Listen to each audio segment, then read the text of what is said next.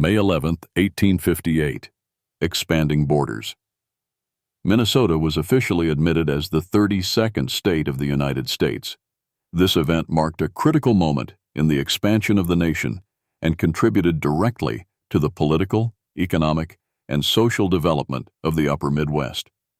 The admission came during a period of rapid territorial growth in the pre-Civil War era and reflected the United States' ongoing commitment to settling and organizing the Western territories.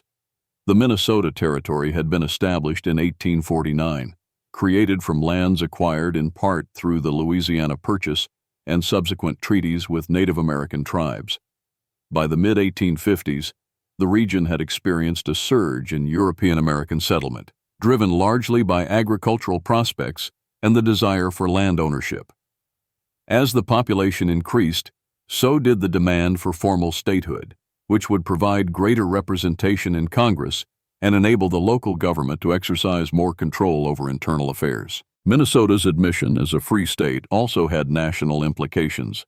The mid-19th century was defined by tensions between free and slave states. The balance of power in the Senate was a critical issue in national politics, and each new state admission was closely scrutinized for its potential to shift that balance.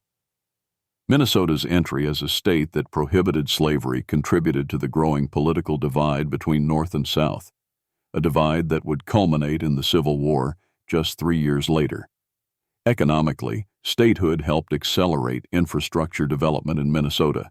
It encouraged investment in railroads, industry, and education, all of which became pillars of the state's long-term growth. The expansion of the railroad system enabled more efficient movement of agricultural products to national markets, helping establish Minnesota as a major grain-producing region. In turn, this economic growth attracted more immigrants, particularly from Germany and Scandinavia, who played a significant role in shaping the state's cultural identity. Socially, statehood formalized a new relationship between the U.S. government and the Native American tribes in the region, many of whom had already faced forced relocations through treaties such as the Treaty of Traverse des Sioux in 1851.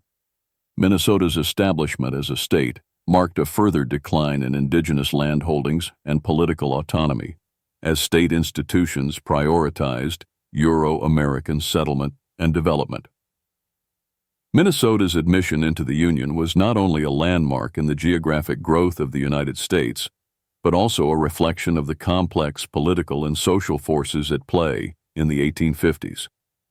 It highlighted the interplay between national interests and local ambitions, as well as the ongoing consequences of expansion on native populations. The event stands as a key development in understanding the path of U.S. history during a time of transition and conflict. For enthusiasts of historical ephemera, visit history-collectors.com to find collectibles that might complement your collection. You can own a piece of history